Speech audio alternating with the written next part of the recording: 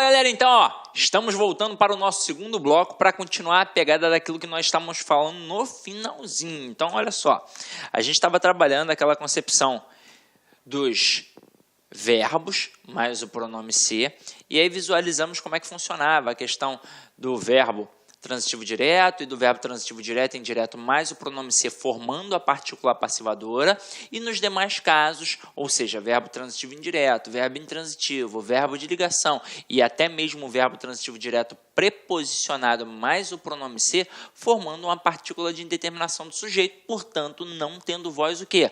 Passiva.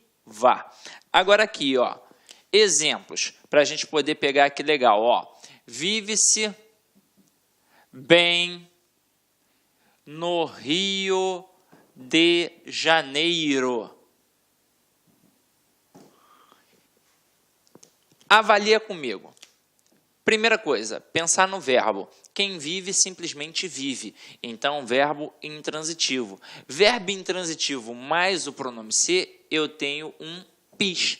Então, o sujeito é indeterminado. Obviamente, quem aparece depois não é sujeito. E aí, para tomar cuidado, você normalmente grava. Se tem preposição depois do ser, não tem voz passiva. E se não tiver preposição, a voz é passiva. Eu tenho certeza que você já gravou em algum momento da sua vida isso. Aí, tem preposição? Não tem, e a voz não é o quê? Não é passiva. Então, se liga só. Se o verbo é intransitivo, a gente já definiu que o sujeito é indeterminado, eu preciso classificar sintaticamente os termos que aparecem depois da estrutura verbal. Mas aí você já deve ter aprendido isso comigo em transitividade verbal. Se a gente tem elementos atrelados aos verbos intransitivos, eles meramente indicam circunstâncias. E aí, por isso, eles vão funcionar como adjuntos adverbiais. Bem, funciona como adjunto adverbial de modo, porque é como o cara vive, é o modo como ele vive, ou seja, ele vive bem. E no Rio de Janeiro será um adjunto adverbial de lugar, porque é a localidade em que ele vive. Tranquilo? Agora, mais um pouquinho aí a pegada. Eu coloco assim, comeu-se o bolo. O bolo foi comido. Então, verbo transitivo direto, mais pronome ser, particular passivadora. E o bolo, obviamente, é o quê? É um sujeito. E agora vem o creme de la creme. Comeu-se do bolo. Quando eu tenho um verbo que é transitivo direto, mais o pronome ser, teoricamente, o que a gente deveria ter? Uma particular passivadora. Mas ao olhar para a estrutura que aparece depois, a gente percebe que tem uma preposição. E eu jamais posso ter um núcleo de sujeito preposicionado. Então, se aqui não pode funcionar como sujeito, aqui não vai poder funcionar como PA. Afinal de contas, é uma correlação, é um par. Só existe PA a partir do momento que existe sujeito paciente. Só existe sujeito paciente a partir do momento que existe PA. Se aqui não pode ser sujeito, aqui não pode ser PA. E se não pode ser PA, aqui será o quê? PIS. Então, será uma estrutura em que o sujeito é indeterminado. E aí eu vou gravar aquele cara ali como? Como objeto direto preposicionado. Claro que semanticamente você já deve saber a diferença. Comeu o bolo todo. Comeu do bolo, um pedaço do bolo, uma parte do bolo. Mas aqui a gente não vai ter uma estrutura de voz passiva. Tranquilo? Agora, olha só uma parada bacana e interessante para a gente poder trabalhar. Eu boto assim, vence casas. Parando para analisar, de acordo com a gramática tradicional, é uma estrutura equivocada, é uma estrutura agramatical, está errada. Apesar de o nosso gramático Bechara já ter analisado essa estrutura como algo pertinente. Mas aí isso é para o ambiente acadêmico. Uma vez, a Banca CESP até tentou trabalhar isso daí como algo correto, mas aí depois se desmentiu em outras questões que apareceram. Deve ter percebido, caramba, tentei inovar, tentei botar algo da academia dentro do mundo do concurso público e não funcionou.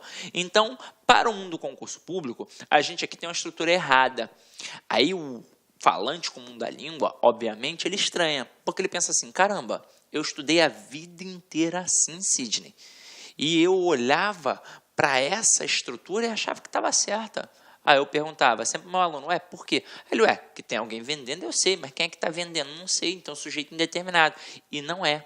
Dá ou não dá para eu colocar casas são vendidas? Dá. E aí na hora que eu coloco casas são vendidas, eu sei que a palavra casas é o quê? Sujeito. E então casas ali em cima também vai ser sujeito. Se eu posso pegar a estrutura que tem o pronome ser e passar para uma voz passiva analítica, eu estou mostrando que aquela estrutura que eu estou analisando está na voz passiva sintética. E aí olha a pegada. Se aqui está no plural, o verbo tem que ficar como? No plural. Pode ser que o camarada seja maldoso e faça assim contigo um dia. Vende-se casas. E aí ele diz assim, a estrutura está errada de acordo com a norma padrão da língua portuguesa. Para que fique correta, nós devemos colocar vende-se casa. Pensa comigo, certo ou errado? Errado. Porque não é o sujeito que vai se adequar ao verbo. É o verbo que vai se adequar ao sujeito. Então, se o sujeito está no plural, para que a estrutura fique correta, eu tenho de colocar vendem-se casas. Ok? Foi? Então, agora vamos lá. Para a gente agora continuar a nossa pegada, acredito que a teoria básica a gente já aprendeu, então eu preparei um quadrinho bem bacana para vocês e aí depois a gente vai cair para dentro das questões de concursos públicos, tranquilo? Então acompanha aqui comigo. Os tempos e modos verbais da ativa permanecem na passiva. Então vamos lá. Indicativo. Então eu tenho compra, é comprado. Comprou, foi comprado. Comprava, era comprado. Comprará, será comprado. Compraria, seria comprado.